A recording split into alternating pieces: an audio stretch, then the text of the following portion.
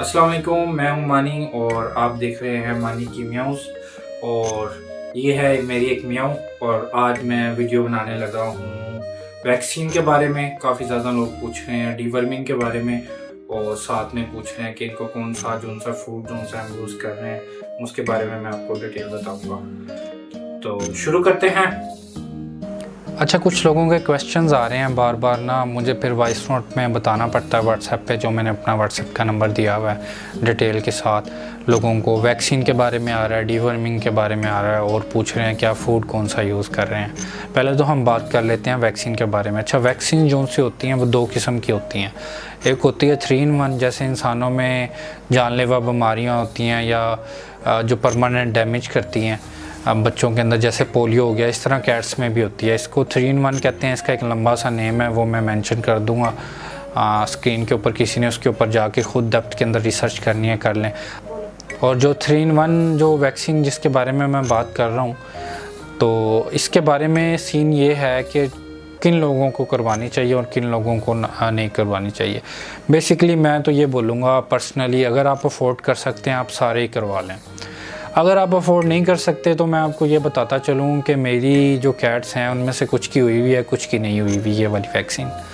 और ऐसा नहीं है कि ना होने की वजह से मेरी कैट को कोई मसला बन गया हो। बेसिकली ये होता है कि अगर आपकी कैट आउटडोर जाती है, आपके घर में लॉन है, दूसरी लॉन है, यानी कि वो बाहर घूमती है ग्रास वगैरह पे, दूसरे जानवर जो स्ट्रे जानवर होते हैं यानी कैट्स होती हैं, डॉग्स होते हैं, या किसी भी किस्म का आउटडोर जोन सा एनिमल है, उसके साथ उसकी इंट्रैक्शन है, यानी कि बाहर की हवा उसको लगती है, यानी कि वो बाहर जाती है, छत पे जाती है दूसरी बिल्लियों के साथ, यानी कि आमना सामना हो जाता है, फिर तो ये वैक्सीन लाजमी है। लेकिन अगर आपकी बिल्ली घर में ही रहती है फिर तो आप ना भी करवाएं, कोई मसला नहीं बनेगा। क्योंकि मैंने नहीं करवाई अपनी काफ़ी कैट्स की, मेरी इंडोर कैट्स हैं, आज तक कोई मसला नहीं बना अल्हम्दुलिल्लाह, अल्लाह का शुक्र है। 10+ ईयर्स हो गए हैं। कुछ कैट्स ऐसी हैं जिनकी वैक्सीन नहीं हुई हुई, ये वाली जो 3 in 1 वाली है, तो इसका नाम मैंने आपको ऑलरेडी बताया कि मैं मेंशन कर दूंगा। तो अब क्राइटेरिया क्या आ गया, इन शॉर्ट मैं आपको बता देता हूँ। अगर तो आपने रखनी है घर के अंदर ही और आप अफोर्ड नहीं कर सकते ये वाली वैक्सीन, तो आप ना करवाएं, कोई मसले वाली बात नहीं है। और ये बेसिकली लोग करवाते हैं जो शेल्टर्स में कैट होती हैं ज़्यादा सारी, यानी कि किसी और कैट को कोई बीमारी आ गई वो आपकी कैट को ना लग जाए, वो लोग करवाते हैं। फिर दूसरा ये होता है कि आपकी कैट बाहर ज़्यादा जाती है, घूमती है आगे पीछे, फिर उसके लिए मस्ट है। लेकिन अगर आपकी कैट घर में ही रहती है फिर आपको नहीं मसला कि आपने ये वैक्सीन करवानी है। अगर आप अफोर्ड कर सकते हैं तो फिर मैं आपको ये रेकमेंड करूँगा कि आप लाजमी करवा लें, कोई मसला नहीं है। अच्छा, अब तरीक़ाकार क्या होता है इसका, आपने करवाई है मिसाल के तौर पे यकम को, तो आपने अगली डोज़ जो बूस्टर डोज़ है वो आपने लगवानी है 21 को, यानी कि 21 दिन के बाद आपने बूस्टर डोज़ लगवानी है। फिर उसके बाद सीन ये हो जाएगा कि आपने हर 1 साल के बाद, यानी कि जिस तारीख को आपने बूस्टर डोज़ लगवाया आपने उसकी दोबारा से रिपीट करवा लेनी है। फिर इस तरह हर साल सीन चलता रहेगा। फिर दूसरी जो वैक्सीन है वो आ जाती है रेबीज़ की, वो मैं आपको कहूँगा मस्ट है, आप लाजमी करवाएं। हर आपके पास बेशक डॉग है बेशक कैट है, आपने लाजमी करवानी है। रेबीज़ का इशू बन जाता है कि कैट आपको काट लेती है, आपके बच्चे को काट लेती है, उसके जो जरासीम है वो आपके बच्चे में ना जाएं। अब रेबीज़ किसको कहते हैं, रेबीज़ बेसिकली होता है हड़कायापन आ जाता है जानवर के अंदर या कैट के अंदर, डॉग के अंदर। वो फिर अगर आपको काट ले फिर आपको भी इंजेक्शन लगवाने पड़ते हैं, वो पूरा कोर्स करना पड़ता है। प्राइवेटली आप वो कोर्स करें तो आपको वो बहुत महंगा पड़ेगा। तो और ये जो सी रेबीज़ की वैक्सीन है ये भी बड़ी चीप है, इतनी कोई महंगी नहीं है। यानी कि अब मैं प्राइस नहीं बताऊंगा, वो वेरी करती है कि हर वेट ने अपनी रखी होती है, क्योंकि इनका एक रेट नहीं होता। ठीक हो गया। लेकिन अगर आप इन द एंड अफोर्ड कर सकते हैं, मैं आपको यही रेकमेंड करूँगा कि आप करवा लें।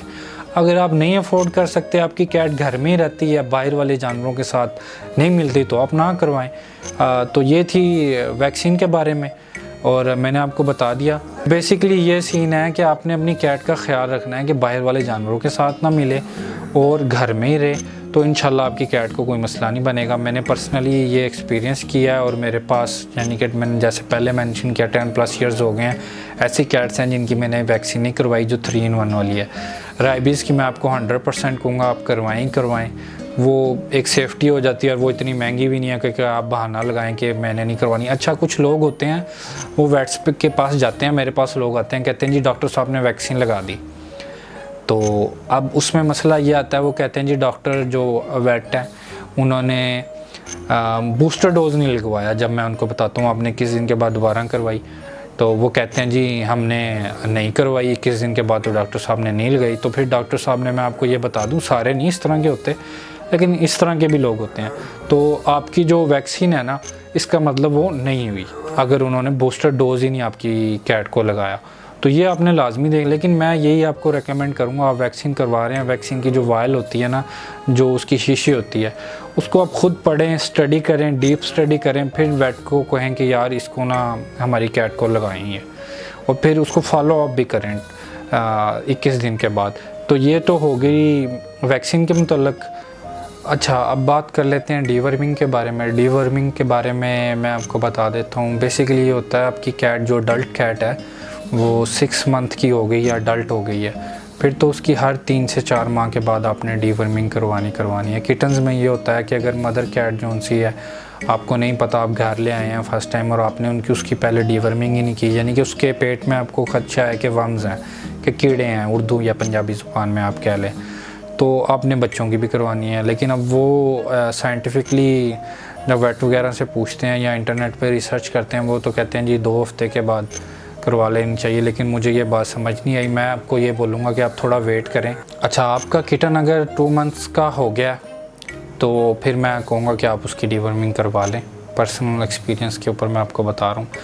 फिर ये होता है कि हर 2 हफ्ते के बाद, फिर 4 हफ्ते के बाद, फिर 6 हफ्ते के बाद, इसी तरह 8 हफ्ते के बाद, फिर जब आपकी बिल्ली, फिर जब ये वाला एक पूरा साइकिल है पूरा हो जाए, फिर आपने हर 1 मंथ के बाद, फिर जब तक आपकी बिल्ली 6 माह की नहीं हो जाती, इसी तरह आपने 6 मंथ पूरे करने हैं, यानी कि हर माह करवानी है जब तक 6 मंथ का नहीं हो जाता। फिर जब अडल्ट हो जाएगा, फिर 3 से 4 माह के बाद आपने जो सी है डीवर्मिंग करवा लेनी। अब डीवर्मिंग के लिए आपने टैबलेट कौन सी यूज़ करनी है, यानी फार्मूला कौन सा अच्छा है, तो मैं तो ये बोलूँगा आपको पर्सनल एक्सपीरियंस से कि जो ड्रोंटल है ना वो बेस्ट है। अब ड्रोंटल जो सी एक टैबलेट होती है कैट के लिए, उसके ऊपर लिखा होता है कितने वेट के लिए वो जो सी है ना, कितने वेट की कैट आपकी है, और फिर उसके हिसाब से वो टैबलेट लिखी होती है। बिलफर्ज उस पर लिखा हुआ है 10 kg के लिए, 10 kg के लिए 10 kg की कैट के लिए आप एक टैबलेट यूज़ कर सकते हैं। और आपकी कैट जो सी है 5 किलो की है या 5 kg की है, तो आपने ये करना है कि टैबलेट को आधा करके उसको खिला देना है खाली पेट।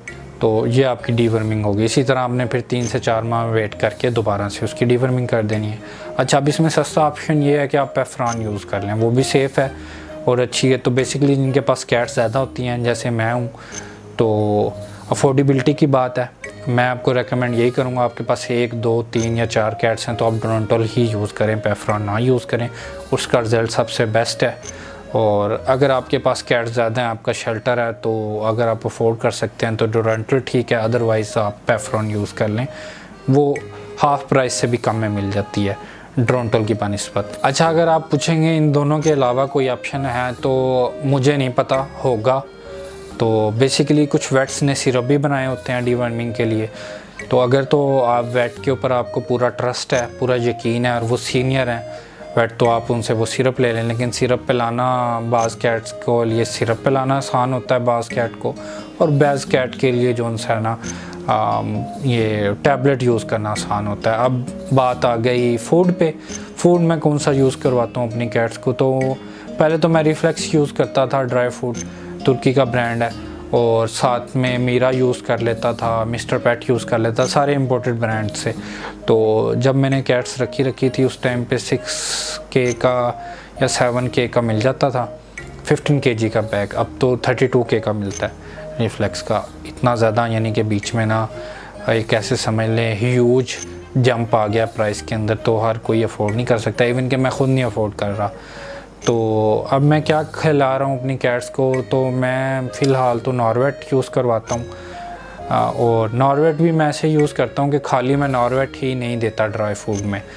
नॉरवेट के अलावा मैंने उनका होममेड फूड बनाता हूँ, उसके ऊपर मैं एक वीडियो बना दूँगा, वो मैं देता हूँ अपनी कैट्स को।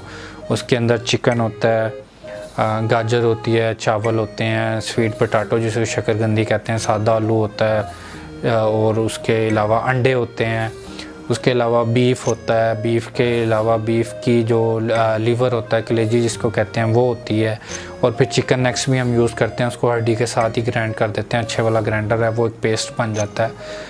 तो ये चीज़ें मैं यूज़ करता हूँ, खाली नॉर्वेट ही नहीं यूज़ करता। और मैं आपको नॉर्वेट के बारे में बताता चलूँ, जो लोकल फूड है हमारे वो इतनी अच्छी क्वालिटी के नहीं है कि आप खाली जोन सा है लोकल फूड ही यूज़ करवाते हैं और आपकी बिल्ली जोन सी है ठीक रहे, वो नहीं हो सकता। मैंने नॉर्वेट खाली यूज़ करवा के देखा था, कुछ सिनेरियो इस तरह का बन गया था कि मैं होममेड फूड नहीं बना सकता था, तो मैंने 4-5 वीक जोन सा नॉर्वेट खिलाया ड्राई। और मैं ड्राई भी नहीं खिलाता नॉर्वेट को मैं पानी में मिक्स कर देता हूँ, फिर अपनी कैट्स को दे देता हूँ ताकि इनको यूरिनरी इशू ना बने, ड्राइनेस की वजह से कॉन्स्टिपेशन का इशू ना बने। तो इशू क्या बना है, जब मैंने नॉर्वेट यूज़ करवाया 3 से 4 वीक की, इशू ये बना है कि 6 से 7 कैट्स को, ख़ास तौर पे जो मेल्स थे, उनको यूरिन का इशू बन गया। तो अगर आपने नॉर्वेट खिलाना है, मैं आपको रेकमेंड ये करूँगा आप साथ में इसको यखनी भी पिलाएं चिकन की, होममेड फूड भी खिलाएं। एक टाइम आप इसको अपनी कैट को ये नॉर्वेट दे दें। तो मैं बड़ा रेयरली ड्राई फूड देता हूँ अपनी कैट को, नॉर्वेट भी हो गया बेशक। तो ऐसे है कि महीने में 4 से 5 दफ़ा मैंने खुश्क जोन सी है ना ड्राई फूड दे दिया, अदरवाइज़ मैं इनको पानी में मिक्स करके देता हूँ। फिर मैं कुछ मल्टीविटामिन की सिरप भी ऐड करता हूँ उनके खाने के अंदर, वो भी इंशाल्लाह मैं आपको बता दूँगा जब मैं इनकी फ़ीड का एक व्लॉग बनाऊँगा होममेड फूड का, तो उसमें इंशाल्लाह मैं रिवील कर दूँगा कि मैं कौन सा सिरप यूज़ कर रहा हूँ। लिवर टॉनिक यूज़ करता हूँ, इनको लिवर का इशू ना बने। तो ये इनके फूड का सिनेरियो। और कुछ लोग फ्लफ़ी यूज़ करते हैं, भाई फ्लफ़ी बिल्कुल ना यूज़ करें अगर आपने अपनी कैट रखनी है, क्योंकि फ्लफ़ी आप यूज़ करेंगे, नॉर्वेट आप यूज़ करेंगे, ये फूड अच्छे नहीं हैं, ड्राई फूड जोन से हैं। तो मैंने ख़ुद एक्सपीरियंस किया है और आजकल मैं एक ब्रांड के साथ बात कर रहा हूँ, तो इंशाल्लाह उन्होंने मुझे एक सैम्पल भेजा है छोटा सा, उसके ऊपर मैं एक सेपरेट वीडियो बनाऊँगा कि मेरी कैट खाती हैं कि नहीं। लेकिन मैंने उनको बोला था कि इतने से फूड से पता नहीं चलेगा कि मेरी कैट पे इसका क्या इफ़ेक्ट आता है। यानी कि उन्होंने आई थिंक 400 ग्राम्स शायद या हाफ़ kg मुझे भेजा है फूड सैम्पल के तौर पे कि आप अपनी कैट को, इतने से तो नहीं पता चलता, कम से कम 2 या 3 हफ़्ते या 4 हफ़्ते खिलाना पड़ता है एक ही फूड, फिर पता चलता है कि कैट के ऊपर इसके क्या असरात आ रहे हैं। खा तो लेती हैं कैट, अब खाने को लोग फ्लफ़ी भी खिला देते हैं, लेकिन फ्लफ़ी से आपकी कैट को क्या होगा, उसके किडनी में स्टोन बन जाएंगे, पेशाब का इशू बन जाएगा। तो मैं तो आपको यही बोलूँगा कि अगर आपके पास 1 या 2 कैट्स हैं, आप उसको इम्पोर्टेड फूड खिलाएं। जिस रिफ्लेक्स हो गया, मीरा हो गया, होमी चल रहा है आजकल, वो खिला लें, ये फूड्स अच्छे हैं। और इनसे भी इशू ये बनता है कि आप लॉन्ग टर्म जब इनको यूज़ करते हैं, कॉन्स्टिपेशन का इशू बन जाता है। अब कॉन्स्टिपेशन से आपने कैसे बचना है कि आपने वेट फूड खिलाना है। अगर बिलफर्ज किसी की कैट को हो ही जाती है कॉन्स्टिपेशन, तो वो वेट से रब्ता करके उनसे कुछ सिरप पूछ लें तो जो कॉन्स्टिपेशन है उसको रिमूव करने के लिए। या पर्सनल जो मेरा एक्सपीरियंस है, मैं तो अनीमा कर देता हूँ, मैं तो नहीं सिरप की तरफ जाता और वेट फूड या जेलीज़ वगैरह खिलानी स्टार्ट कर देता हूँ उस कैट को, तो अल्हम्दुलिल्लाह वो मसला हल हो जाता है।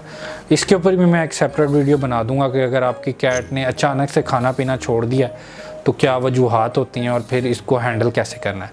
तो ये थी वीडियो आज की, मिलते हैं अगली वीडियो में। आज के लिए अल्लाह हाफिज़ जी। ये 2 जो किटन है ये फॉर सेल है, जिस भाई को चाहिए या बहन को चाहिए वो जो सा है व्हाट्सएप पे मुझसे रब्ता कर ले। और ये जो सा किटन है ये सर्वाइवर है, इसको जख्म हो गया था, इसकी मदर ने इधर से बाइट कर लिया था, तो मैंने इसकी पूरी एक वीडियो बनाई है कि कैसे इसको रिकवर किया। ये कुछ डेज का था, तो इंशाल्लाह वो भी मैं बीच में लगाऊंगा। और आप इसका कोड देख रहे हैं, बाल इसके कितने मजे के हैं, ये देखें, ये काटू बिला बड़ी पूंछ वाला। तो मिलते हैं अगली वीडियो में।